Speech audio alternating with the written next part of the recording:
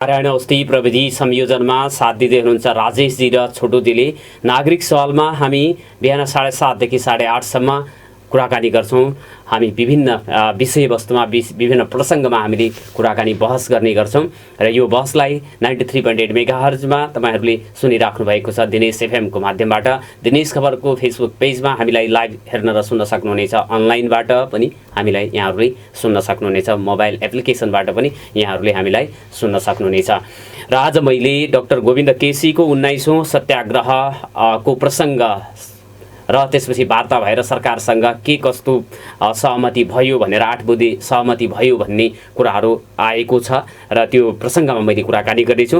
Doctor Govind केसीको 19औं सत्याग्रह 27औं दिनमा सरकारसँग 8 बुँदे सहमति गरेर टुङ्गिएको छ र 8 बुँदामा के छ, सत्याग्रहको औचित्य परिस्थिति के थियो र आगामी दिनहरूमा फेरि 20औं पटक पनि डाक्टर गोविन्द केसीले सत्याग्रह गर्न नपरोस् भन्नको लागि सरकारको तर्फबाट अथवा राज्यको तर्फबाट चाहिँ के गर्नु आवश्यक हुन्छ भनेर मैले कुराकानी गर्नेछु। डाक्टर गोविन्द केसीको तर्फबाट सरकारसँग वार्ता गर्न गठित टोलीका संयोजक डाक्टर जीवन छेत्रीसँग मैले सर्वप्रथम कुराकानी गर्नेछु। त्यसपछि बाजुराको विषयमा कुराकानी गर्नेछु। त्यहाँबाट सङ्घीय सदनमा संसदमा प्रतिनिधित्व गर्ने माननीय लालबहादुर थापासँग कुराकानी गर्नेछौँ र प्रदेश प्रहरी का प्रवक्ता प्रहरी वरिष्ठ उपरीक्षक मुकेश कुमार सिंहसँग पनि मैले कुराकानी गर्नेछु। प्रदेशको सुरक्षाको विषयमा उहाँसँग मैले कुराकानी गर्नेछु कार्यक्रमको अन्तमा। आउनुहोस् कार्यक्रम सुरु गरौँ। डाक्टर गोविन्द केसीको तर्फबाट सरकारसँग वार्ता गर्न गठित टोलीका संयोजक डाक्टर जीवन छेत्री हामीसँग टेलिफोनमा जोडिँदै हुनुहुन्छ र प्राविधिक मित्रले उहाँलाई जोड्ने प्रयास गर्दै हुनुहुन्छ। उहाँसँग हामीले सरकारसँग 8 बुँदे जुन सहमति भएको छ ती बुँदाहरूमा सुदूरपश्चिमका पनि महत्त्वपूर्ण 3वटा कुराहरू परेका छन्।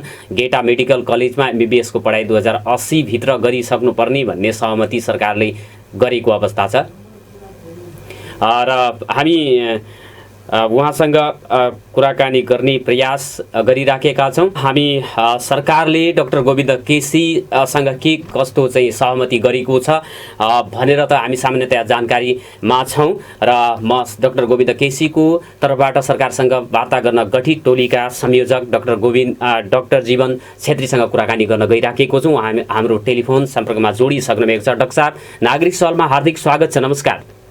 हजुर, धन्यवाद।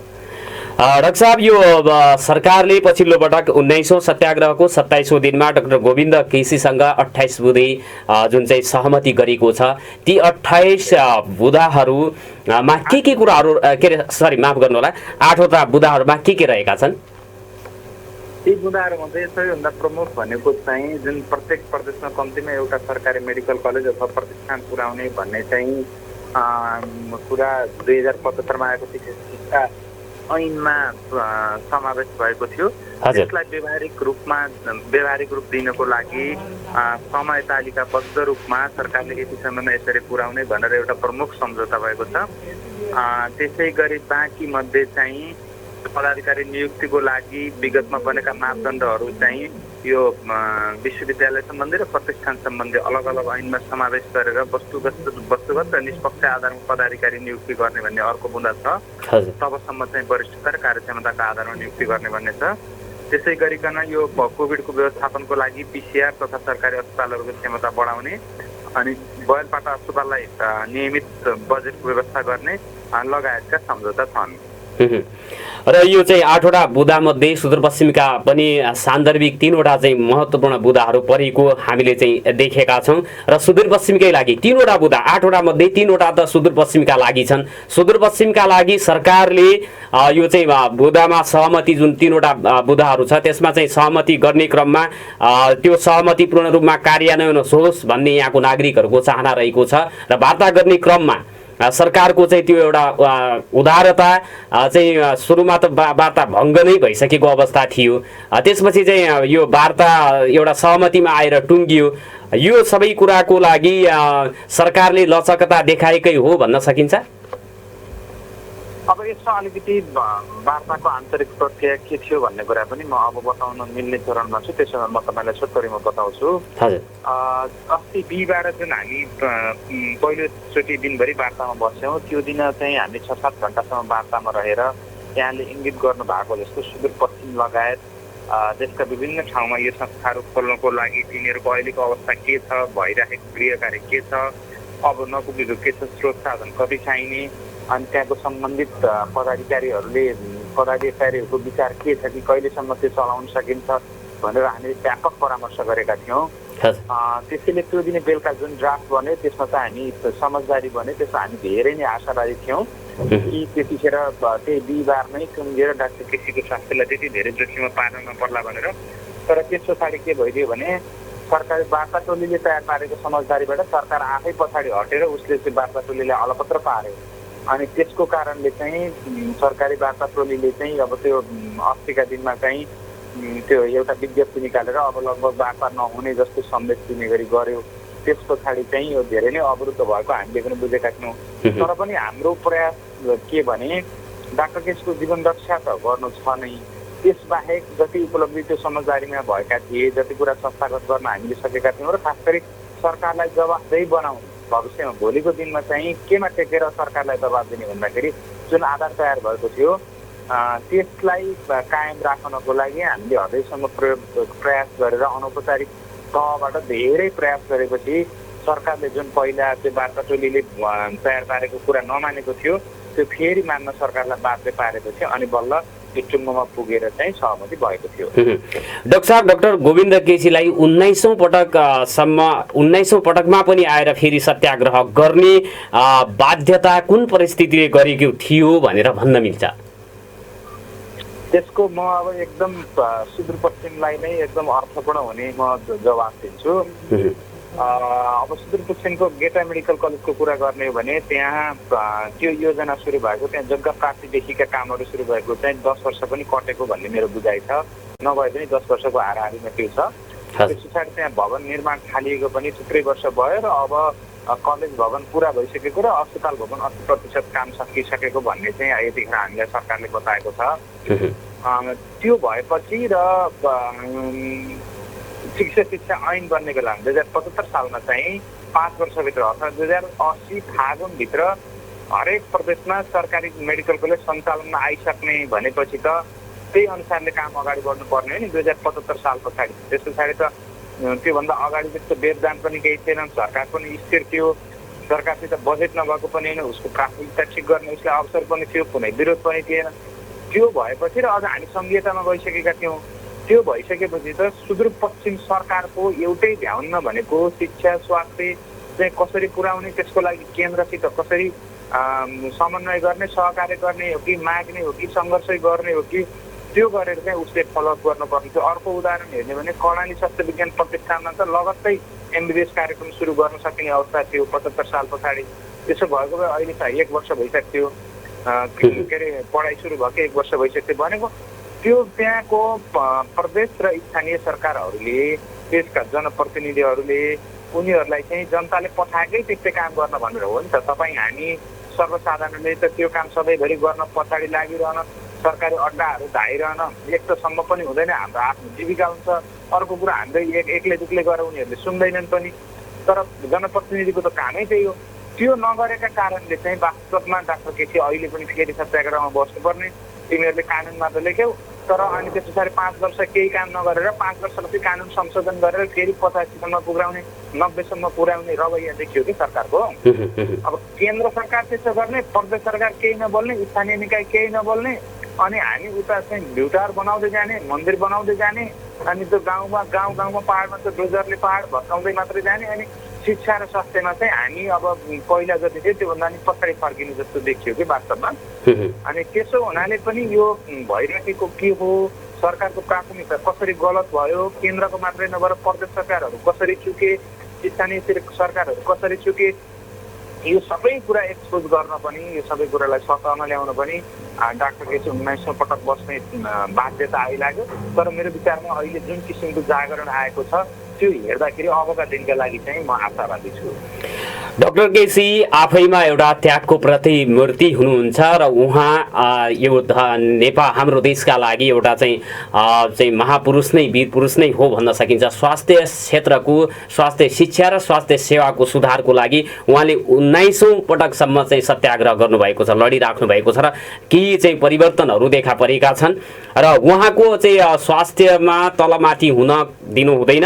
अब चाहिँ 20औं पटक चाहिँ उहाँले अनसन बस्नुपर्ने बाध्यता सिर्जना हुन दिनु हुँदैन भन्नका लागि अब सरकारले अथवा राज्यले त्यसपछि अब अन्य अब त्यो सरोकार राख्ने सबैले प्रत्येक नागरिकले चाहिँ के गर्दा चाहिँ फलदायी हुन्छ र अब चाहिँ 20औं पटक पनि डाक्टर केसीले चाहिँ आमरण अनसन बस्नुपर्ने अवस्था नआओस् भन्नको लागि कसले कहाँ के गर्दा चाहिँ उपयुक्त हुन्छ जस्तो लाग्छ यहाँलाई?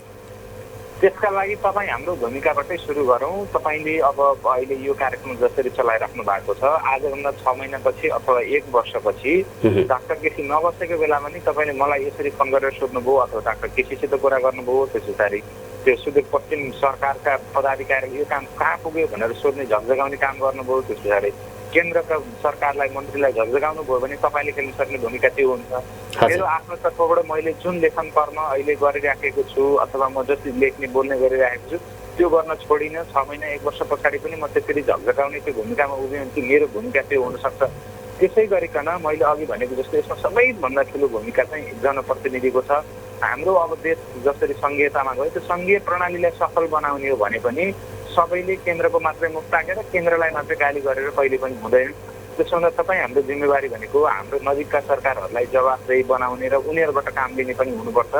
त्यस पछाडि अब भनेको अर्को चुनाव आउनको लागि अब 1.5-2 वर्षभन्दा बढी समय नभएको परिवेशमा चाहिँ तपाईँ हामीले सबैले उनीहरूलाई एकदम निरन्तर झकझगाइराख्ने र उनीहरूलाई उनीहरूको जनमतमै फरक पर्ने गरी र सर्वसाधारण र आम नागरिकले पनि यसमा आवाज उठाउने हो भने चाहिँ हाम्रो यो लोकतान्त्रिक व्यवस्था भएको हुनाले हाम्रो एउटै आशा भनेको चाहिँ अब यो जनप्रतिनिधि मार्फत र उनीहरूलाई अब आउने चुनावको डर हुने हुनाले उनीहरूले अरू गलत प्राथमिकता छाडेर यसमा लाग्यो भने अब अहिले केन्द्र सरकारकै कुरा गर्नुहुन्छ भने अहिले सरकारले यति धेरै भिडी गर्नुपर्ने अडान राख्नुपर्ने अब यो सुरुमै एक त डाक्टर केसी सत्याग्रहमा बस्नुभन्दा अगाडि नै गर्न सकिने काम, त्यस पछाडि पनि 5-7 दिनमा 1 हप्तामै गर्न सक्ने कुरा थियो नि त अस्ति गरेको कुरा।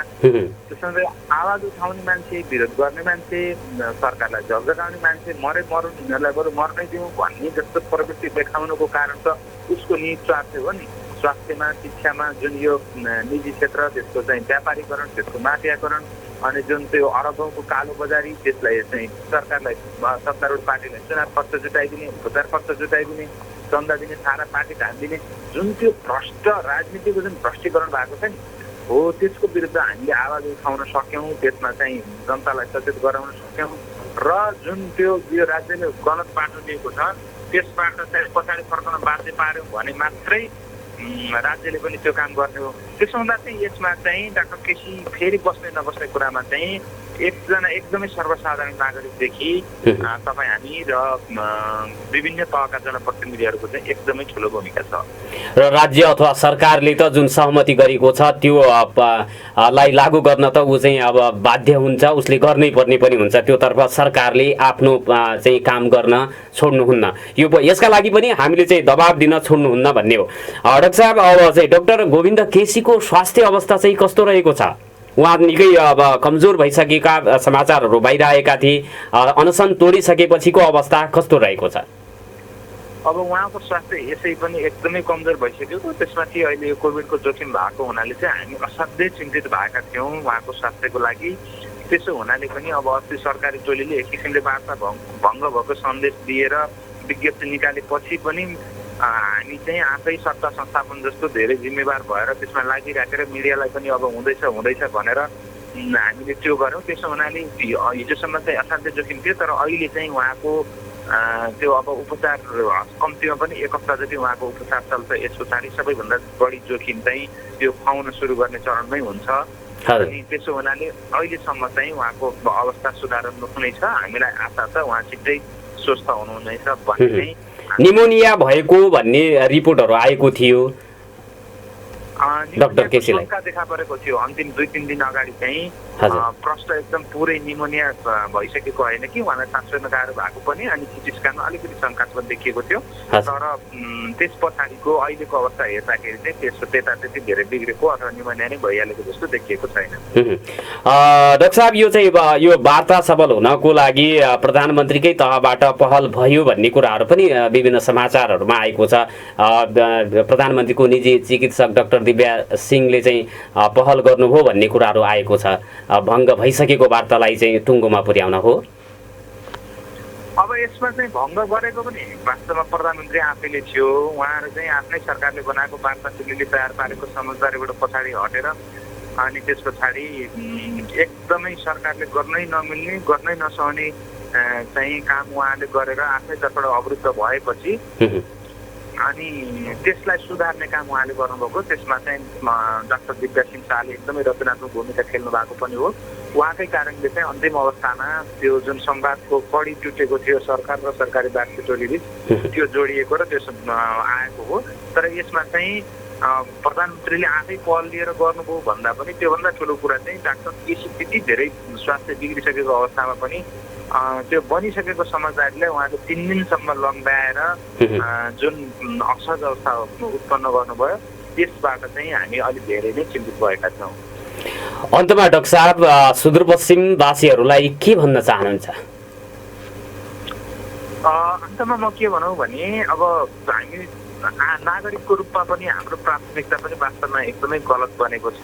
योभन्दा अगाडिदेखि नै के अरे शिक्षा भनेर खास गरी स्वास्थ्यको महत्त्व अब अहिले हामीले कोभिड महामारीको कारणले त हाम्रो कति धेरै खतराको नजिक छौँ र हाम्रो स्वास्थ्य प्रणाली कति नाजुक छ भन्ने यसले पनि अझै देखाएको छ।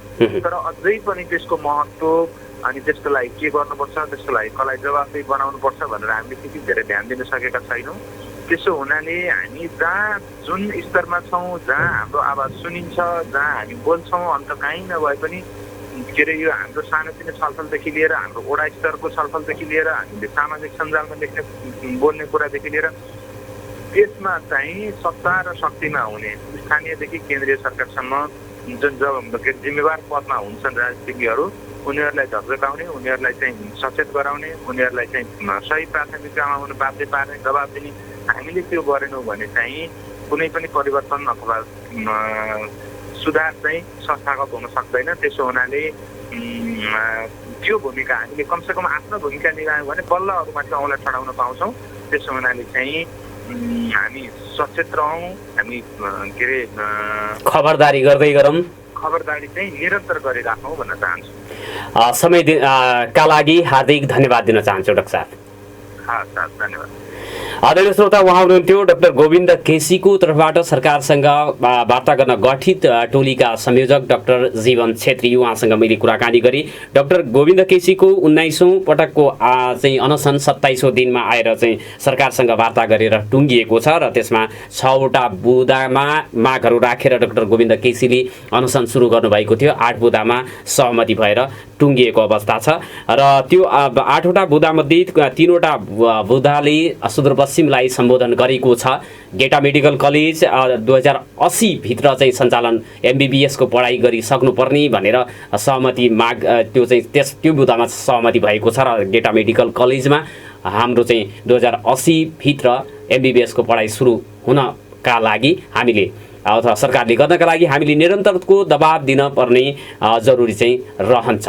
त्यसैगरी डोटी अथवा डडेलधुरामा मेडिकल कलेज सरकारी स्तरबाटै सञ्चालन गर्ने भनेर पनि सरकार सहमत भएको छ। बैलपाटा अछाम स्थित बैलपाटा अस्पतालबाट निशुल्क स्वास्थ्य सेवा उपलब्ध गराउने भनेर सहमति सरकारले गरेको छ डाक्टर गोविन्द केसीसँग र यी सहमतिहरू यी सँगै अन्य 5वटा सहमतिहरू पनि अक्षरशः पालन गर्दाखेरि सरकारलाई पनि यसको फाइदा हुन जान्छ, राज्यलाई फाइदा हुन्छ र नागरिकहरूका तर्फबाट पनि जुन डाक्टर गोविन्द केसीले जुन एउटा चाहिँ जोखिम उठाएर सत्याग्रह गर्नुभएको छ 19औं पटकसम्म पनि चाहिँ लडिराख्न सक्ने एउटा क्षमताको हामीले कदर गर्नुपर्ने हुन्छ र हाम्रा जनप्रतिनिधिहरू हाम्रा राजनीतिक दल नीति निर्माण तहमा बस्ने र विभिन्न आफ्नो प्रत्येक नागरिकले यी विषयवस्तुहरू जुन चाहिँ डाक्टर गोविन्द केसीले हाम्रा लागि चाहिँ अगाडि सारेका छन्, यी विषयवस्तुहरूमा सरकारको सहमति पनि गरेको छ र यो सहमतिलाई अक्षरशः पालना गराउनको लागि हामीले दबाब दिन जरुरी छ र उक्त दबाबका लागि सबैले आफ्नो स्तरबाट चाहिँ कुराकानी गर्नुपर्ने हुन्छ। हामीसँग कुराकानी गर्नको लागि बाजुरा जिल्लाबाट सङ्घीय संसदमा प्रतिनिधित्व गर्नुहुने सङ्घीय सांसद माननीय लालबहादुर थापा हामीसँग टेलिफोनमा जोडिनु भएको छ। मान्यज्यू, नागरिक सवालमा हार्दिक स्वागत छ। नमस्कार। धन्यवाद। हजुर, आराम हुनुहुन्छ? ठिकै छु। सङ्घीय राजधानीतर्फै हुनुहुन्छ कि आफ्नो चाहिँ गृह जिल्लामा हुनुहुन्छ? म आज बाजुरातिर जाने भन्ने मेरो योजना थियो। विशेष परिस्थितिले चाहिँ म रोकिनु पर्यो। यति भनेपछि बुझ्नुहुन्छ तपाईँ? हजुर हजुर। अब चाहिँ बाजुराको कठिन परिस्थितिको बारेमा त अब तपाईँलाई जानकारी नहुने कुरै भएन। सडक अवरुद्ध भएको अवस्था थियो, नदीमा भएको पुल पनि बगेको अवस्था, सडक सञ्जालसँग अझै पनि अब जोडिन नसकेको अवस्था बनेको छ भन्ने कुरा त्यहाँको नागरिकहरूको यो समस्या हो र त्यो समस्यालाई समाधान गर्नको लागि यहाँले अब सङ्घीय सरकारको तर्फबाट चाहिँ पहल भइराखेको छ भन्ने जानकारी चाहिँ दिनुहुन्छ यहाँको चाहिँ नागरिकहरूलाई? तपाईँले जे भन्नुभयो यसमा कुनै तलमाथि छैन। असाढ 25 गते, श्रावण 26 गते आएको अविरल वर्षाले विशेष गरेर बुढीगङ्गा नदी गौमुल गाउँपालिकाको माथि शिरदेखि बुढीगङ्गा नगरपालिकाको पुच्छारसम्म चाहिँ व्यापक रूपमा यसले क्षति गरेको छ। विशेष गरेर सडक, सापे मार्तडिक सडक अत्यन्तै नराम्रोसँग प्रभावित भएको छ। ताप्रीसेराको मोटरेबल पुल बगाएको छ। जडाङ्गाको बेली ब्रिज पनि बगाएको छ र दर्जनौं झुलङ्गे पुलहरू कुनै पूर्ण रूपमा क्षति भएको छ भने कुनै आंशिक रूपमा प्रभावित छन् र सँगसँगै अकल्पनीय भौतिक एउटा क्षति भएको छ। खेतीयोग्य भूमि जस्तै गौमुल गाउँपालिकाको वडा नम्बर 1 र 2 सीममा दायाँ बायाँमा बस्ती त्यो खेती के अरे जिउलो र त्यो सँगै जोडिएका 20 घरहरू बगाएको छ र बडीमालिका नगरपालिका वडा नम्बर 268 घागर, रापक, जडाङ्गा र ओलेना खेतीयोग्य जमिन बुढीगङ्गा नदीले कटान गरेर जनतालाई सुकुम्बासीमा रूपान्तरित गरेको छ र त्यस्तै बुढीगङ्गा नगरपालिका वडा नम्बर 2 र 3 बल्दे, पेटारेढुङ्गा, ताप्रीसेराको तल्लो बगड, मल्लो बगड र कुडीकर्रामा खेतीयोग्य जमिन पूर्ण रूपमा त्यसलाई कटान गरेर चाहिँ जनतालाई चाहिँ ठुलो एउटा चाहिँ समस्या पैदा गरेको छ र त्यस्तै असो भाद्र 2 गते मालागढा जो मालिकाबाट निस्किन्छ त्रिवेणीले, त्यसले आम रूपमा मालागढाको छेउछाउका खेतहरू पूर्ण रूपमा त्यसलाई बगरमा परिणत गरेको छ र विशेष गरेर सापे मार्तडी सडकका सन्दर्भमा अब तपाईँले जे सुरुमा उठाउनु भयो यसमा कुनै पनि तलमाथि छैन। रूपमा त्यही नै हो। अब यो समस्या जे आइलाग्यो यो मानव समस्या होइन, हामीले सृजित गरेको समस्या होइन, यो प्रकृतिले सृजित गरिदिएको समस्या हो। अब हाम्रो दायित्व कहाँनिर हो त भन्दाखेरि चाहिँ प्रकृतिले त समस्या ल्याइदियो, सृजित गरिदियो। अब हामीले त्यो समस्यालाई त्यो चुनौतीलाई हामीले त्यसबाट पार गर्ने हो, त्योसँग लड्ने हो, त्यसलाई पराजित गर्ने हो र त्यो गर्ने सन्दर्भमा हामी अहिले कुन ठाउँमा छौँ त भन्दाखेरि जस्तो असाढ 2 गते ताप्री सेराको तल्लो बगड, मल्लो बगड, पेटारेढुङ्गा, कुडीकर्रा र मोटरेबल पुल लियो। भोलिपल्टै सम्बन्धित निकायसँग हामी बसेर व्यापक रूपमा हामी छलफल गऱ्यौँ र त्यस्तै श्रावण 26 गते गौमुलदेखि गाउँपालिकादेखि बडीमालिका नगरपालिकाको व्यापक रूपमा क्षति गर्यो। त्यसको भोलिपल्ट 27 गते गृहमन्त्रीसँग हामीले व्यापक रूपमा छलफल गऱ्यौँ र 28 गते हाम्रो बाजुरा जाने योजना थियो। प्रतिकूल मौसमका कारणले हामी जान सकेनौँ। एकैपटक हामी चाहिँ भाद्र 2 गते हामी बाजुरा गएर स्थलगत रूपमा पनि त्यसलाई अध्ययन गर्ने काम भयो र अहिले हामी कुन ठाउँमा छौँ त भन्दा अब असारको महिनामा पनि स्काई भेटरहरू प्रयोग भएको छ बाटो खोल्ने सन्दर्भमा। श्रावणको महिना पनि स्काई भेटरहरू प्रयोग भएको छ बाटो खोल्ने सन्दर्भमा। असोजको महिना पनि स्काइवेटर प्रयोग भएको छ। बाटो खोल्ने सन्दर्भमा कुनै एकै ठाउँबाट पनि होइन, ठाउँ ठाउँ ठाउँ ठाउँ त्यसरी प्रयोग भए। तर प्रतिकूल मौसमका कारणले गर्दाखेरि चाहिँ जति हामीले प्रयत्न गऱ्यौँ त्यसको परिणाम जनताले त्यसलाई देख्न सक्ने अवस्था रहेन। किन रहेन त भन्दाखेरि पानी निरन्तर रूपमा आइराख्ने, दिनभरि काम हुने, फेरि राति चाहिँ स्लिप खाएर दिनभरि बनाएको काम चाहिँ त्यसलाई एउटा चाहिँ बिगाड्ने कामहरू भयो। र अहिले अत्यन्तै तदारुकताका साथ साँपेमारतडी सडकले आफ्नो भूमिका निर्वाह गर्यो र मैले पनि पटक पटक डे टु डे त्यसको मतलब सूचना मैले लिइराखेको थिएँ, म अपडेट थिएँ। र अहिले करिब करिब 10-12 दिन जति भयो जो बेली ब्रिज बगायो जडाङ्गासम्म र त्यो लोकेसनसम्म चाहिँ अहिले वान साइडेड त्यो चाहिँ गाडी जाने, गाडी भनेको ठुलो हेभी गाडी होइन र सानो जीप र ट्र्याक्टर जाने त्योसम्म बाटो खोलेको छ। र अब हामी त्यसमा बेली ब्रिज जोड्ने सन्दर्भमा अस्ति गएको बिफबार नै हामी चाहिँ डिजी मन्त्री र सचिवसँग हामीले ठुलो छलफल गरेका छौँ र हामीसँग गोदावरीमा, कैलालीको गोदावरीमा 3 सेट बेली ब्रिज छ। त्यो हामीलाई अगाडि नै जानकारी भइसकेको विषय हो। जति बेला हामीले गृहमन्त्री र के अरे भौतिक मन्त्रालयसँग हामीले छलफल गर्दाखेरि चाहिँ त्यो सेट त्यो ठाउँमा छ, त्यहाँबाट लिने भन्ने त्यति बेलाकै हाम्रो योजना हो। र अहिले अस्ति हामीले मिटिङमा बस्दै बस्दै त्यो साँपेमारतडी सडकको डीलाई र त्यो अब तुरुन्तै तलको त्यो चाहिँ अहिले कञ्चनपुरको डिभिजनको अधीनस्थ रहेका छन्, मातहतमा छन् तिनीहरू र त्यसलाई कानुनी प्रक्रिया पुरा गर्नका लागि चाहिँ अब साँपेमारतडी सडकलाई त्यसलाई ह्यान्डओभर गर्ने त्यो खालको एउटा परिपत्र गर्नुपर्दो रहेछ। सायद परिपत्र पनि भइसक्यो होला। र अस्ति हाम्रै अगाडि मन्त्रीले नै सिधै निर्देशन दिएर तल गोदावरीमा रहेका बेली ब्रिज र त्यो माथिको के अरे जडाङ्गाको अब त्यसको स्पानको आधारमा चाहिँ त्यो तुरुन्तै अन द स्पोटमा झार्ने काम गर भनेर चाहिँ पुरा निर्देशन भइसकेको छ। र अहिले साँपेमारतडी सडकको एउटा चाहिँ त्योसँग सम्बन्धित कर्मचारीहरू त्यतातिर जुटिराख्नु भएको छ एउटा। दोस्रो हाम्रो पहिलेदेखिकै योजना थियो, अहिले साँपेमारतडी सडक तपाईँ बार्जु गाडीदेखि माथि बल्देसम्म जानुभयो भने अब त्यो पूर्ण यति क्षति भएको छ जो भन्न सकिँदैन सडककै सन्दर्भमा पनि। र त्यसलाई अब कम्तीमा पनि जियोलोजिस्टहरूको अध्ययन के छ त यो विषयमा, हामी यसलाई नै कन्टिन्यू गर्न सक्छौँ, यसलाई नै फेरि हामी चाहिँ ठिक सहज अवस्थामा ल्याउन सक्छौँ के अरे लगानी गरेर, वा यसको कुनै विकल्पमा हामी जानुपर्छ। के हो यो माटोको अवस्था के हो त भन्ने सन्दर्भमा र त्यति बेला पनि हामीले चाहिँ त्यो एउटा टिमलाई डिजी अनि मन्त्रालयको सचिव म लगायतका मान्छेहरू बसेर चाहिँ तत्काल एउटा चाहिँ त्यहाँ जियोलोजिस्टहरूको टिमले नै हामीले बाजुरा जिल्लाबाट सङ्घीय सदनमा प्रतिनिधित्व गर्नुहुने माननीय लालबहादुर थापासँग म कुराकानी गरिराखेको छु। पुनः स्वागत छ मानिज्यू यहाँलाई। हजुर हजुर। यो बाजुराको जस्तो चाडपर्व नजिकै छ र यो खाद्यान्न लगायतको औषधि उपचार सबै कुराहरूको चाहिँ आवश्यकता दिनादिन बढ्छ। कोभिड जस्तो चाहिँ प्रकोपको अवस्था पनि छ। यो अवस्थामा बेली ब्रिज चाहिँ तुरुन्तै त्यहाँ जडान हुन्छ भनेर हाम्रो चाहिँ नेताजीहरूले चाहिँ भन्नुभएको, अहिलेसम्म जोडिएको छैन भनेर गुनासो गरिएको र झोलुङ्गे पुलहरू पनि चाहिँ यो जहाँ जहाँ निर्माण गर्नुपर्ने हो त्यो अझै हुन सकिराखेको छैन भनेर त्यहाँको चाहिँ नागरिकहरूले गुनासो गर्नुभएको छ मान्यज्यू।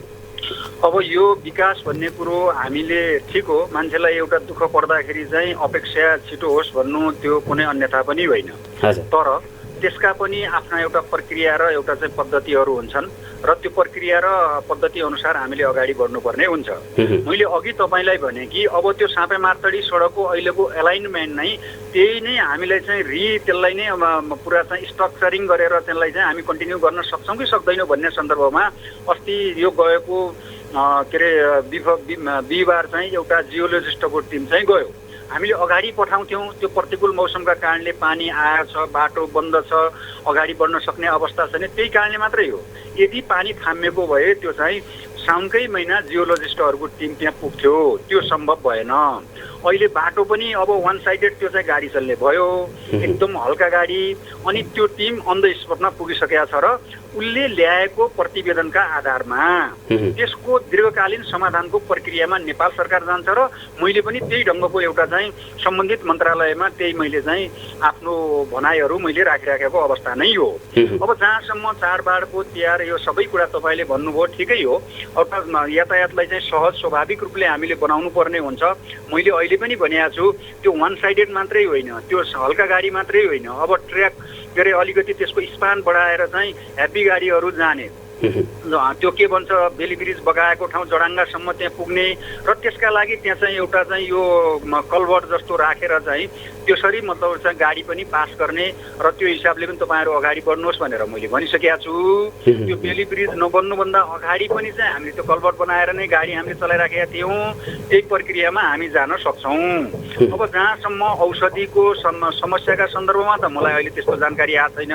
मैले त्यहाँको डक्टरसँग पनि नियमित सम्पर्कमा छु र त्यहाँको जनस्वास्थ्य अधिकृतसँग पनि नियमित म सम्पर्कमा छु।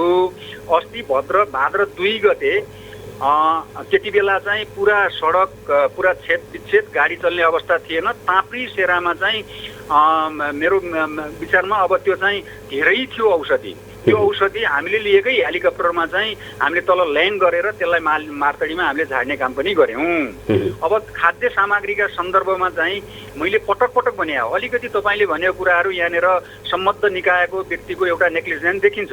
अब खाद्य संस्थान धनगढीको हाकिमको त चरम लापरवाही नै छ। मैले किन भन्दाखेरि चाहिँ मैले 2076 साल चैत्रको 11 गते लकडाउन भयो, 20 गतेतिर मैले सम्पर्क गरेको छु। मैले के भनेको छु भने रनिङ इयरको स्वीकृत खाद्यान्न पोल्ट्री मार्तडीमा तपाईँ पूर्ण रूपले चाहिँ समयमा तपाईँ ड्रप गर्ने काम गर्नुहोस्। यदि तपाईँहरूले नेग्लिजेन्स गर्नुभयो भने अब पोल्ट्री त कच्ची सडक छ, बर्खा असाढपछि त त्यो जानै सक्दैन र तपाईँले जेठभित्रै सबै त्यहाँ चाहिँ ड्रप गर्नुहोस् भन्ने खालको कुरो गरेँ। मैले फोन गर्दाखेरि फोन उठाएन, बल्ल बल्ल उ गर्यो। अनि चाहिँ मैले धेरै अब त्यो गरेँ, कन्भिन्स गरेँ। अब त्यो कन्भिन्स गर्नै पर्ने अवस्था थिएन। मैले 5 पटक फोन गरेको छु, 5 पटक। र ती मान्छेको नेग्लिजेन्सका कारणले गर्दाखेरि आज पोल्ट्रीमा चाहिँ ठ्याक्क मैले जे अनुमान गरेको थिएँ त्यही अवस्था सृजित भयो। अनि के गरे रहेछ त पोल्ट्रीबाट भन्दाखेरि चाहिँ अघिल्लै वर्ष चाहिँ हाम्रो चाहिँ यहाँ के अरे स्टोरेज गर्ने क्षमता छैन, अहिले नपठाउनु भन्ने चाहिँ गत वर्ष त्यो असोजको महिनाको चिठी देखाउँदै मसँग के भन्छन् भने होइन त्यहाँबाट चिठी यस्तो आयो। अनि चिठी यो वर्षको हो कि चिठी एउटा गोइङ इयरको हो, कहिलेको हो त्यो भन्दाखेरि चाहिँ साँच्चीकै भन्ने हो भने मैले विभागको डिजीलाई त ती मान्छेलाई कारबाही तपाईँ गर्नुहोस् भनिसकेको छु, मन्त्रीलाई पनि भनिसकेको छु। अनि तल खाद्य हाहाकार हुँदाखेरि चाहिँ हामीले गाली खाने। अनि त्यो स्वीकृत दरबन्दीलाई त्यहाँ पठाउनका लागि त्यसकै लागि एउटा चाहिँ राज्यको तर्फबाट एउटा सेवा लिइराखेका छ, आफ्ना बच्चा-बच्ची पढाइराखेका छन्, अनि आफ्नो सारा जीविकोपार्जन गरिराखेका छन्। अनि जनताको एउटा चाहिँ जीवनका सन्दर्भमा मान्छे एउटा चाहिँ जवाबदेही हुँदैन भने ती मान्छेलाई त कारबाही गर्नु पर्यो। मैले डिजीलाई 3 पटक भनिसकेँ तपाईँ किन नेग्लिजेन्स गर्यो, कारबाही गर्नुहोस् भनिसके पछाडि अब के गर्यो मैले बुझ्न बाँकी छ। तथापि 1000 क्विन्टल चाहिँ चामल पोल्ट्री पठाउने, स्थलगत रूपमा पठाउने त्यो निर्णय भयो। केही त्यहाँ पुगिसकेको छ, मार्तडीबाट पनि खरिद गरिकन पोल्ट्री पठाउने काम भएको छ। र अब अहिले पछि अब मार्तडीमा पनि अब त्यो समस्या होला सायद, मलाई लाग्छ बुढीगङ्गाको नदी पानीको सतह घट्छ, त्यहाँ कलभर्ट राखेर चाहिँ अब त्यसमा के भन्छ त्यो गाडी हामी तार्न सक्छौँ होला र त्यसमा एउटा जिम्मेवारपूर्वक ढङ्गले हामीले अगाडि बढ्नुपर्छ।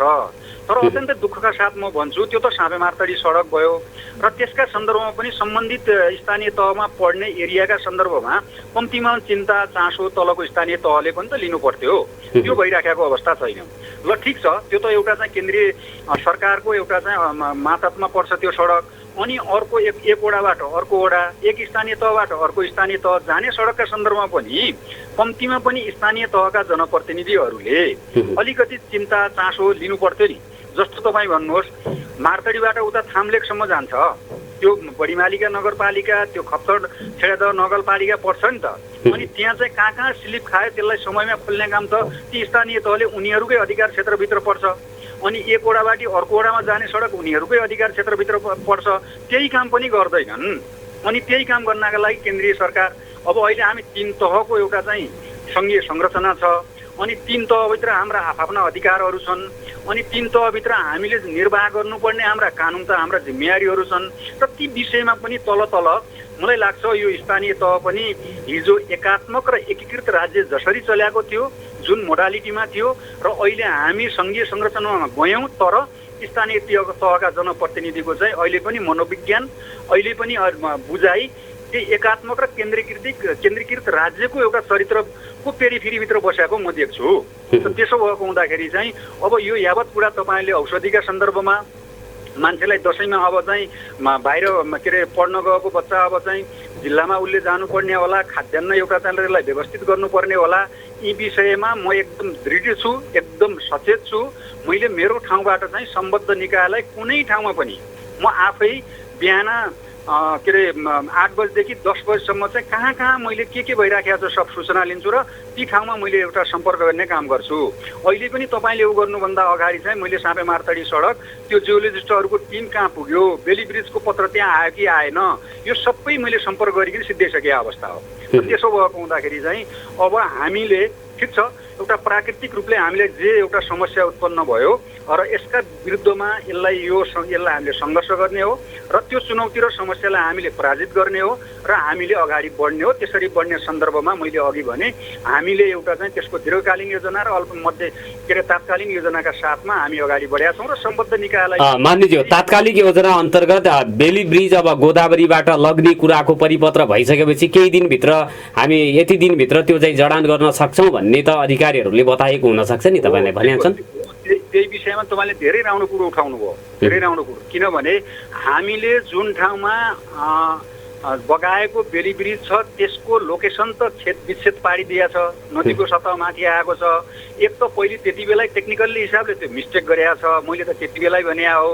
त्यो नदीको सतहबाट अत्यन्तै नजिक थियो, यो कुनै बेला पानी धेरै बढी आयो भने यो बग्छ भनेर मैले त्यति बेलै भने हो। यो सोच्नुहोस् है भने हो, त्यति बेलाका ठेकादार, त्यति बेलाका ती प्राविधिकहरूलाई मैले त्यति बेलै भने, सिडिओलाई पनि भने तपाईँ हेर्नुहोस् यो भने मैले होइन।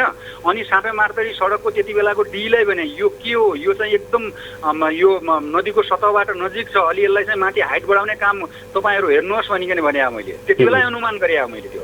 त अहिले अब उनीहरूको भनाइ के छ भने यो जियोलोजिस्टहरूको टिमले पनि त्यो पार्ट हेर्छ, अनि कति हाइटमा राख्ने, अनि कति मिलिलिटर पानी आउँदाखेरि पनि त्यहाँ टच नहुने त्यो उनीहरूले बताउँछन्। त्यो तुरुन्तै आउँछ त्यो रिपोर्ट, त्यो आइसके पछाडि अनि त्यो पार्टमा हामी अगाडि बढ्छौँ। र अहिले लेटेस्ट एउटा प्रगति म तपाईँहरूलाई भनौँ, अस्ति डिजीले डीलाई त्यहाँ के भनेको छ भने तुरुन्तै विथिन 7 डेजभित्र त्यो सामान अन द स्पटमा झाड, त्यसका लागि कुनै टेन्डर गरेर राख्नु परेन, तैँले त्यो कोटेसनमा लाग्ने त्यो चाहिँ खर्च त्यो कोटेसनबाट गर भनिसक्यो उहाँले, डिजीले भनिसक्नु भएको छ। तर समस्या यहाँ ठेक्का प्रक्रियामा पनि जानुपर्ने अब माथि त अब त्यो लोकेसनमा अब त्यसको वाल बनाउनु पर्यो, उठाउनु पर्यो माथि, अनि त्यो चाहिँ पुरा म्याच्योर्ड बन्नु पर्यो, म्याच्योर्ड बनिसके पछाडि अनि बेली ब्रिज त्यसै जडान गर्नुपर्ने होला। अनि अहिले के देखाउँछन् भने होइन यति दिनको सूचना उति दिनको सूचना, अब कर्मचारीहरू रेस्ट एउटा चाहिँ आफू त्यो मोल्न चाहँदैन रहेछन् भन्ने मैले बुझेँ। यहाँ कानुनमा के छ भने एकदम फास्ट ट्र्याकबाट काम गर्न सक्ने कानुनमा व्यवस्था छ, 7 दिन 10 दिनको सूचना निकालेर। डिजीले त 7 दिनको सूचना निकाल, तँलाई त्यो अधिकार छ, कसैलाई भनिराख्नु पर्दैन, कसैको अनुमति लिन राख्नु पर्दैन, यो ऐनको यति दफाभित्र यो छ, यसरी जा पनि उहाँले भनिसक्नु भएको छ। अब उहाँले अब कसरी त्यसलाई लिनुभएको छ मैले पनि भनिएको छु त्यहाँको डीलाई। अब उहाँहरूले चाहिँ त्यो अहिले प्रतिकूल एउटा यो परिस्थितिमा, विषम परिस्थितिमा त्यो सामान्य परिस्थितिका जस्तो सम्झेर काम गर्नुभयो भने अलि अब यो तपाईँ हामीले भने जस्तै होला, जनताको आक्रोश बढ्दै जाला हो। कानुनले पनि त्यो आफूलाई अधिकार दिएको छ, त्यो काम गर्ने पर्याप्त एउटा बाटो खुला छ र विषम परिस्थितिलाई एउटा चाहिँ त्यो मनन गरेर त्यसलाई पुरा चाहिँ त्यसलाई महसुस गरेर काम गर्नुभयो भने मलाई लाग्छ अब धेरै हामीले कुर्नु पर्दैन होला, 1-1.5 महिनाभित्र हामीले त्यो बनाउन सक्छौँ। पहिले पनि हाम्रो अनुमान थियो यो कार्तिकभित्र बनाउन सक्छौँ भन्ने चाहिँ हाम्रो अनुमान हो। त्यसो भएको हुँदाखेरि कर्मचारी अब मैले त भने मैले डिजीलाई, सचिवलाई, मन्त्रीलाई म अरू जान्दिनँ, त्यो कानुनी प्रक्रिया के छ त्यो आफ्नो ठाउँमा छ, तर जनता भोकभोकै बस्यो भने जनताले अनि त्यति बेला कानुनी प्रक्रिया हेर्ने हो कि जनताले अनि चाहिँ तल के हुन्छ जनताको आक्रोश, मैले त भन्ने पर्ने सबै बताइसकेको छु। त त्यसो भएको हुँदाखेरि अब फास्ट्यागबाट गयो भनेपछि त्यो दफाको प्रयोग गर्यो भने मलाई अख्तियारीमा झुन्डिनु पर्ने हो कि भन्ने खालको एउटा अलिकति त्यो डर त्रास जस्तो पनि मैले पाएँ। त्यो हुँदैन भनेर तपाईँ जानुहोस् अगाडि, त्यसमा टेक्नुहोस् भनेर चाहिँ डिजीले भनेको छ र यति भएको छ। अब त्यसलाई कसरी अब तलको काम गर्ने फिल्डको एउटा चाहिँ जिम्मेवार व्यक्तिले चाहिँ अब त्यसलाई कार्यान्वयन गर्छन्, अब त्यो हेर्छौँ। तर मैले चाहिँ त्यसलाई फलोअप गरेर राखेको छु। धन्यवाद, समयका लागि यहाँलाई म धन्यवाद दिन चाहन्छु मान्यजी। धन्यवाद। आदरणीय श्रोता, उहाँ हुनुहुन्थ्यो सङ्घीय सांसद माननीय लालबहादुर थापा बाजुराबाट। उहाँ चाहिँ प्रतिनिधित्व गर्नुहुन्छ। उहाँसँग मैले बाजुराको विषयमा कुराकानी गरेको थिएँ। अब भने प्रदेशको सुरक्षा योजनाको विषयमा कुराकानी गर्नको लागि हामी टेलिफोन सम्पर्कमा जोड्ने प्रयास गर्दैछौँ। प्रहरी वरिष्ठ उपरीक्षक एसएसपी एवं प्रदेश प्रहरी कार्यालयका प्रवक्ता मुकेश कुमार सिंहसँग हामी कुराकानी गर्न गइराखेका छौँ। प्रदेशले अथवा प्रदेश प्रहरीले प्रदेशभरिकै यो चाडपर्व लक्षित सुरक्षा योजना बनाएको छ र त्यो कार्यान्वयनमा आएको छ। यो अवधिमा सुरक्षा त्यो चाहिँ व्यवस्था अन्तर्गत के कुराहरू चाहिँ प्रदेश प्रहरीले गरिराखेको छ 9वटै जिल्लामा प्रदेशभरिका भनेर मैले प्रदेश प्रहरी प्रवक्ता एसएसपी मुकेश कुमार सिंहसँग कुराकानी गर्न गइराखेको छु। एसएसपी साहब, नागरिक सहलमा हार्दिक स्वागत छ। नमस्कार। नमस्कार, धन्यवाद। हजुर, आराम हुनुहुन्छ? सब ठिक छ हजुरलाई? हजुर, हामी पनि आराम छौँ र सोही चाहन्छौँ सबैमा चाहिँ आरामै रहोस् भन्ने कामना गर्न चाहन्छौँ। एसएसपी साहब, यो चाहिँ दसैँ यो चाहिँ चाडपर्व लक्षित सुरक्षा योजना प्रहरीले अगाडि सारेको छ। सो अन्तर्गत के कस्तो योजनाहरू अगाडि सार्नु भएको छ? जनशक्ति के कसरी चाहिँ परिचालन हुन्छ प्रदेशभरि? धन्यवाद। सबभन्दा पहिले तपाईँको लोकप्रिय रेडियो मार्फत आदरणीय श्रोताहरूमा दसैँ तिहार तथा छठ पर्वको अवसरमा हार्दिक मङ्गलमय शुभकामना व्यक्त गर्न चाहन्छौँ। यो चाडपर्व सँगसँगै अब हाम्रो धार्मिक, सांस्कृतिक, सामाजिक र परम्परागत गतिविधिहरू बढ्ने क्रम सुरु हुन्छ र स्वाभाविक रूपले अत्यधिक आवागमन पनि एक ठाउँबाट अर्को ठाउँमा पुग्ने, विभिन्न गतिविधिहरू हुने, आर्थिक कारोबारहरू हुने, यी सब अवस्था हुने भएकोले यस अवधिको लागि हामीले विशेष सुरक्षा व्यवस्था कार्यान्वयनमा ल्याएको हुन्छौँ, जुन हिजोबाट हाम्रो प्रदेशमा सुरु भइसकेको अवस्था छ। र यसमा खास गरी अब सर्वसाधारणलाई आफ्नो गतिविधिहरू सहजताका साथ शान्तिपूर्ण वातावरणमा सम्पन्न गर्न एउटा मिलोस्, त्यो किसिमको वातावरण रहोस् भन्नको लागि हामीले सामान्य अवस्थाभन्दा थप प्रहरी जनशक्ति परिचालित गरेका हुन्छौँ।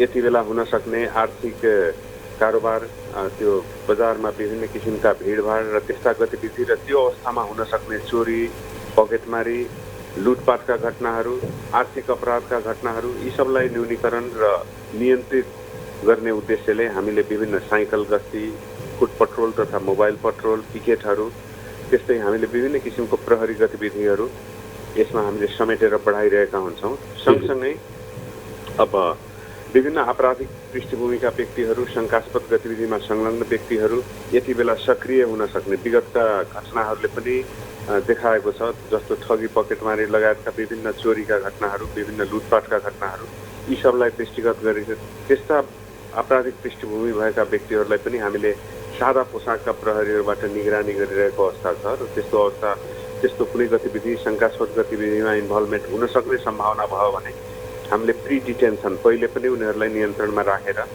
त्यसपछि त्यो वातावरणलाई सहज र शान्त बनाउने हाम्रो प्रयास रहन्छ। यो सँगसँगै अब यति बेला आवागमन बढ्ने सँगसँगै ट्राफिक एक्सिडेन्टहरू बढ्ने, विभिन्न घटना दुर्घटनाका खबरहरू हाइवे लगायत विभिन्न ग्रामीण भूभागमा पनि हुने भएकोले हामीले ट्राफिकलाई पनि सक्रिय पारेका छौँ। ट्राफिक र जनपद प्रहरी संयुक्त रूपमा विभिन्न ठाउँमा नियमित चेक जाँच सँगसँगै आकस्मिक चेक जाँच, यी सब कुराहरूलाई पनि हामीले वृद्धि गरेका छौँ। मादक पदार्थ सेवन गरेर कुनै सवारी साधन चलाउन सक्ने सम्भावना, लापरवाही साथ सवारी साधन चलाउने सम्भावना, यी सबैलाई नियन्त्रित र न्यूनीकरणका लागि पनि हामीले थप चेक जाँच र थप कडाई गरेका छौँ। साथसाथै अब यति बेला अब एउटा सर्वसाधारणले पनि प्रहरी सेवा सहज रूपमा लिन सकुन् भन्ने उद्देश्यले हामीले आवश्यकता अनुसार विभिन्न सीमा नाका जस्तै गड्डा श्रीनगर लगायत सीमा नाका सँगसँगै बस पार्क लगायत अत्याधिक भिडभाड हुने क्षेत्रमा हामीले यात्रु सहायता कक्षको स्थापना पनि गरेका छौँ र त्यहाँ हाम्रो प्रहरी टोली खटिसकेको अवस्था छ। त्यहाँबाट हामीले खास गरी यात्रुहरू ठगिनबाट जोगाउने, त्यस्तै कतै अत्याधिक अब भाडा वृद्धि गरेर लिने, विभिन्न किसिमका त्यो यात्रुलाई अलपत्र पार्ने कामहरू, यी सब कुराहरू तत्काल हामीले सुनवाई गर्ने अवस्था रहोस्, त्यो तत्काल एड्रेस गर्न सकियोस्, त्यो किसिमले हामीले यो यात्रु सहायता कक्षको पनि स्थापना गरेका छौँ। सँगसँगै यो चाडपर्वको बेला बजारमा हुने कालाबजारी, मूल्य वृद्धि लगायत विभिन्न मिसावटका कुराहरू, त्यस्ता गुनासोलाई एड्रेस गर्नलाई हामीले स्थानीय प्रशासनसँग सहकार्य गरेर सम्बन्धित निकाय सबैको जोइन्ट एउटा टिम बनाएर त्यो बजार अनुगमनका कामहरू पनि हामीले सुरु गरिसकेको अवस्था छ। र यसका लागि प्रहरी जनशक्ति 9वटै जिल्लामा परिचालित भइसकेको अवस्था हो। एकदमै यसको लागि हाम्रो 9वटै जिल्लाका 5050 प्रहरी खटिसकेको अवस्था छ। अब कतिपय जिल्लामा प्रहरी जनशक्ति कम भएको अवस्था, त्यस्तै यो कोभिडको सङ्क्रमणको कारणले कतिपय जिल्लाका प्रहरीहरू एउटा ठुलो सङ्ख्यामा आइसोलेसनमा बस्नुपर्ने बाध्यताको कारणले हामीले प्रदेशमा रहेका रिजर्भ टुकडी, रिजर्भ फोर्सबाट हामीले ती जिल्लाहरूमा थप मद्दत, जस्तो कैलालीलाई, कञ्चनपुरलाई, डडेलधुरालाई, डोटीलाई हामीले थप प्रहरी जनशक्ति खटाएका छौँ। हामीसँग धनगढीमै सशस्त्र प्रहरी गण छ, कञ्चनपुरमा हाम्रो दङ्गा नियन्त्रण गण छ, त्यस्तै हाम्रो 2वटा गुल्म छ। ती हाम्रो रिजर्भ फोर्सबाट हामीले त्यसरी फुलफिल गरेर त्यो ग्याप मेन्टेन गरेर हामीले प्रभावकारी ड्युटी परिचालन गरिरहेको अवस्था छ। एसएसपी साहब, अनि राजमार्गको सुरक्षाको कुराहरूमा पनि प्रहरी, ट्राफिक प्रहरी परिचालन थप मात्रामा भएको अवस्था हो। एकदमै राजमार्गमा हाम्रो नर्मल अवस्थाभन्दा हामीले हाइवे गस्ती भनेर छुट्टै हामीले निकालेका छौँ र त्यो हाइवेका युनिटहरूलाई पनि हामीले स्ट्रेन्थेन जनशक्ति हामीले थपेको अवस्था छ। त्यसमा ट्राफिकको छुट्टै आफ्नो चेकिङ पनि हुन्छ, संयुक्त चेकिङ पनि हुन्छ र हाम्रो प्रहरी मोबिलिटी पहिलेभन्दा बढाइएको अवस्था छ। राजमार्गमा हुने कुनै पनि घटना दुर्घटना, त्यस्ता चोरी लुटपाटका घटनाहरू यी सब हुन नपाउन् र त्यसमा कुनै घटना घटिहाल्यो भने प्रहरीले तत्काल एक्सन गर्न सक्ने अवस्थामा, तयारी अवस्थामा, मुभमेन्ट गरिरहेको अवस्थामा हाम्रो प्रहरी परिचालन हुन्छ। जिल्लाका सीमा नाकाहरू, त्यसपछि भारतसँग जोडिएका सीमा नाकाहरूमा पनि चाहिँ फरक ढङ्गले यहाँहरूले चाहिँ सशस्त्र प्रहरी छ सीमा नाकामा, यो चाहिँ अन्तर्राष्ट्रिय सीमा नाकामा, सँगसँगै यो चाहिँ नेपाल प्रहरीले पनि गस्ती बढाइराखेको अवस्था हो।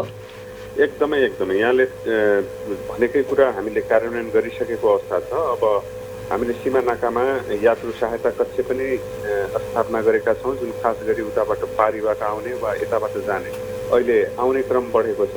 एभ्रिडे 1000का एउटा रेसियोमा आउँदै हुनुहुन्छ हाम्रा कैलाली र कञ्चनपुरका सीमा नाकाबाट, र जाने क्रम थोरै कम छ, 500 देखि 600सम्म जाँदै हुनुहुन्छ। उहाँहरूलाई सहजता प्रदान होस् र सीमा नाकामा देखिने विभिन्न ठगिन र विभिन्न किसिमका आपराधिक घटनाहरू, हाम्रा नेपालीहरू पीडित हुने घटनाहरू, ती सब कुराहरूमा भारतीय प्रहरीसँग समन्वय गर्ने लगायत उहाँ आम सर्वसाधारणलाई सेवा दिने उद्देश्यले त्यहाँ स्थापित भइसकेको अवस्था छ। एउटा सहज पहुँच होस् भन्ने किसिमले हामी चाहिँ फिल्डमै छौँ। धन्यवाद एसएसपी साहब, समय दिनुभएकोमा। धन्यवाद।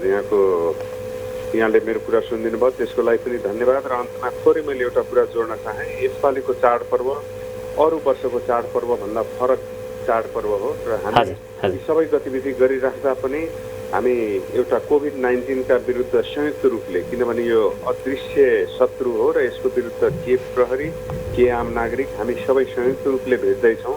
र यी चाडपर्व पनि मनाउँदाखेरि एउटा स्वास्थ्य सुरक्षा सम्बन्धी जुन मापदण्ड हामीले अपनाउनु पर्ने छ, त्यो मापदण्डलाई आम सर्वसाधारणले पनि पालना गरिदिनु हुनेछ भन्ने हामी विश्वस्त छौँ र हामीले पनि त्यही कार्यान्वयन गर्न लगाउनलाई ट्राफिकलाई लगायत हाम्रा खटिएका प्रहरीलाई स्पष्ट निर्देशन दिएका छौँ।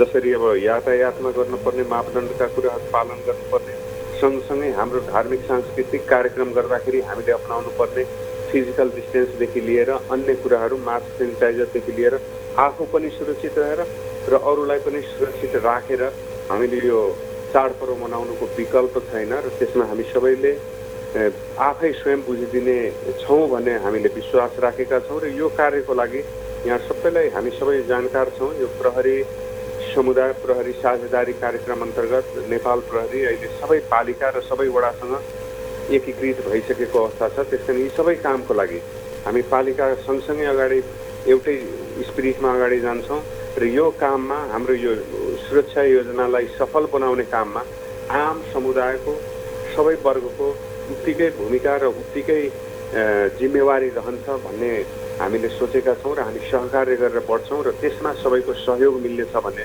हामीले आशा र विश्वास लिएका छौँ। धन्यवाद एसएसपी सर। आदरणीय श्रोता, उहाँ हुनुहुन्थ्यो प्रदेश प्रहरी कार्यालयका प्रवक्ता प्रहरी वरिष्ठ उपरीक्षक एसएसपी मुकेश कुमार सिंह। उहाँसँग मैले प्रदेशभरिको सुरक्षा योजना चाडपर्व लक्षित सुरक्षा योजना प्रहरीको के रहेको छ भनेर जानकारी मागेको थिएँ। यहाँहरूलाई त्यो सम्प्रेषण गर्ने प्रयास गरेको थिएँ।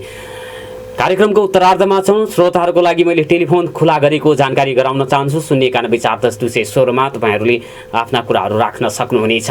जुनसुकै विषयवस्तुमा पनि यहाँहरूले चाहिँ शालीनतापूर्वक आफ्ना कुराहरू राख्न सक्नुहुनेछ। 091-410-216 को लाइन श्रोताहरूका लागि मैले खुला गरेको पुनः स्मरण गराएँ। यो कार्यक्रम नागरिक सवाल र नागरिक सवाल बिहान 7:30 देखि 8:30 सम्म आउने गर्छ। दिनेश FM 93.8 मेगाहर्जमा दिनेश खबरको फेसबुक पेजमा हामीलाई यहाँहरूले लाइभ हेर्न सुन्न सक्नुहुनेछ। अनलाइनबाट पनि विश्वभरिबाट हामीलाई सुन्न सक्नुहुनेछ। मोबाइल एप्लिकेसनबाट पनि तपाईँहरूले हामीलाई चाहिँ फलो गर्न सक्नुहुनेछ। दिनेश खबरमा यहाँहरूले पलपलका समाचारहरू समाचार अपडेटहरू पनि पढ्न सक्नुहुनेछ। त्यसका लागि दिनेश खबर लाइक र फलो गर्नुहोला भनेर पनि म अनुरोध गर्न चाहन्छु। 091-410-216 को लाइन तपाईँहरूको लागि मैले खुला गरेको अवस्था छ र मैले सुरुमा डाक्टर गोविन्द केसीको चाहिँ अनसन टुङ्गिएको र सरकारसँग सहमति भएको विषयमा कुराकानी गरेको थिएँ र ती सहमतिका 3वटा बुँदा महत्त्वपूर्ण बुँदाहरू सुदूरपश्चिमका लागि पनि गरिएका छन् भनेर पनि हामीले चाहिँ कुराकानी गरेका थियौँ र ती 3वटा बुँदामा के छ भन्ने कुरा फेरि म चाहिँ दोहोऱ्याउन चाहन्छु। हाम्रो चाहिँ टेलिफोन आयो भने म त्यसलाई रिस्पोन्स गर्नेछु र यदि आएन भने 8वटा बुँदामध्ये 3वटा बुँदामा एउटा चाहिँ गेटा मेडिकल कलेज निर्माणाधीन अवस्थामा छ। भौतिक प्रगति भइराखेको अवस्था छ।